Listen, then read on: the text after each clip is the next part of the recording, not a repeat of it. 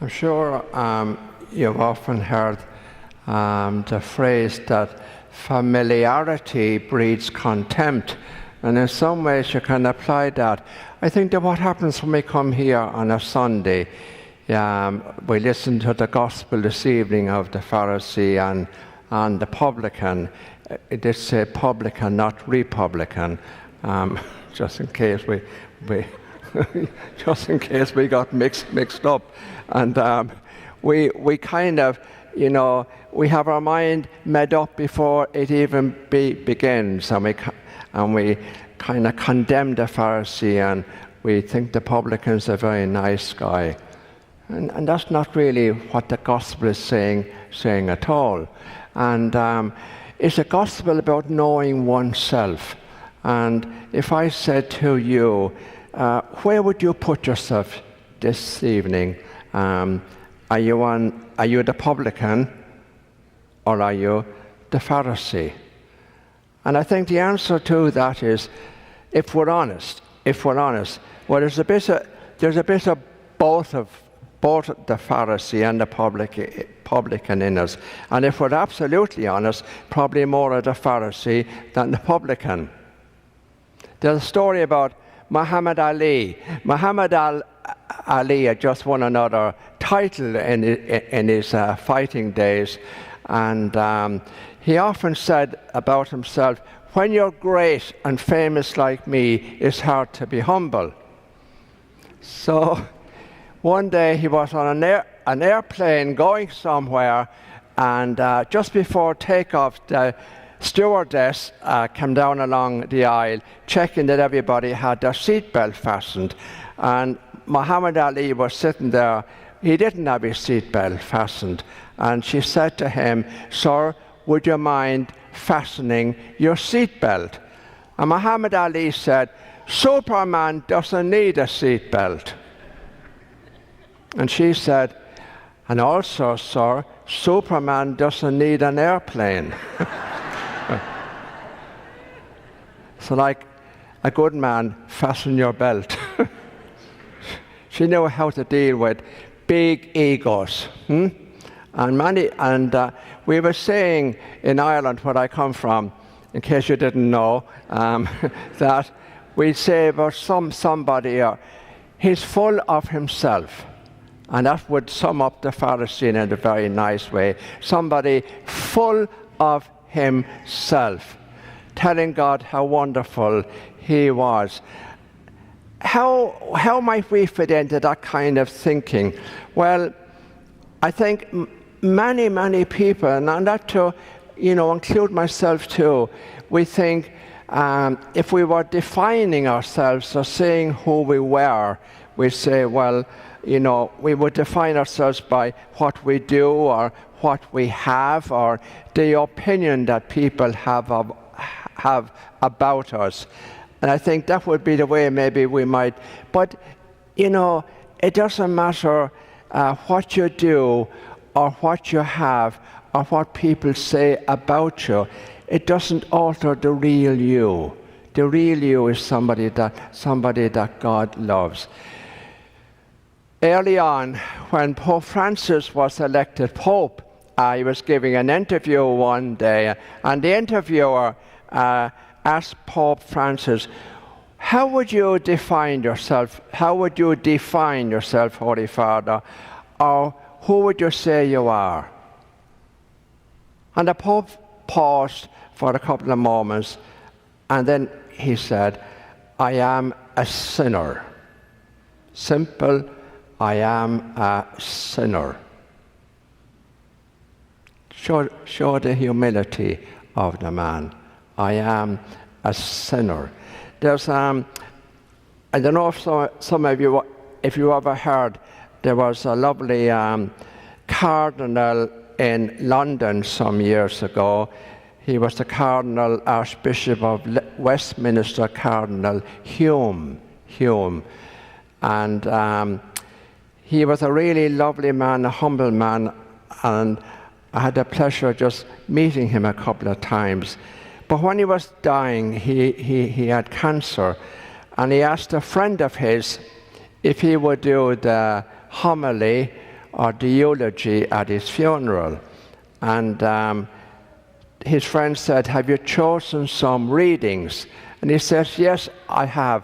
One of the readings I want is for the gospel is the story of the Pharisee and the publican."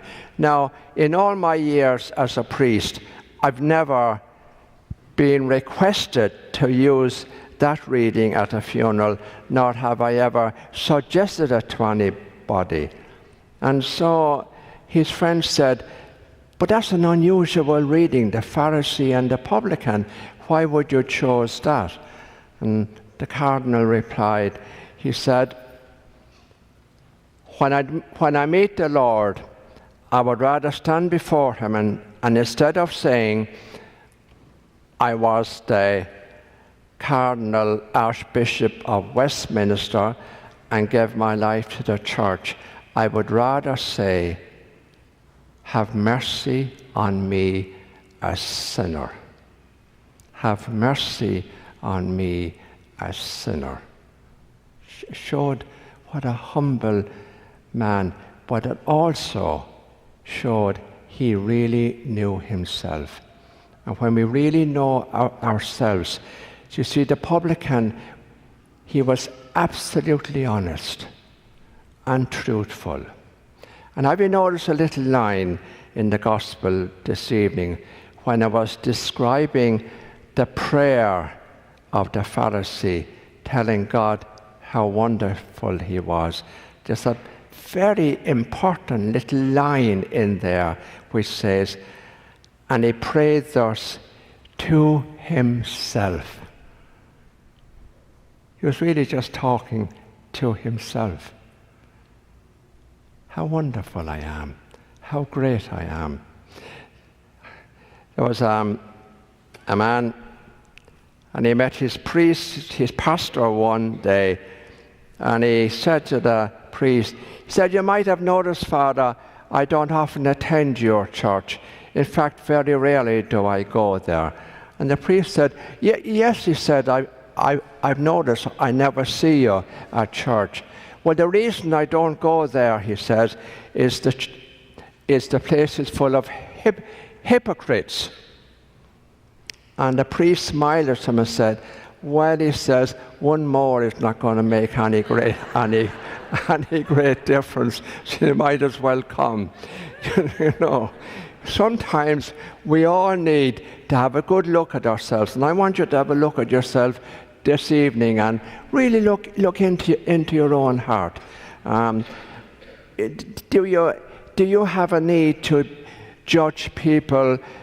Are you opinionated about people? Do you label people, categorize people? You know, it's a great freedom to be free from judging. And you will be free from judging others if you accept your own faults and your own failings. Never point a finger at anybody else. Just look back at yourself. You see how we all can be very hypocritical at times. There's another story. A farmer arrived at his church one day and went into the office, the parish office, and said to the receptionist, "Can I see the head hog at the trough?"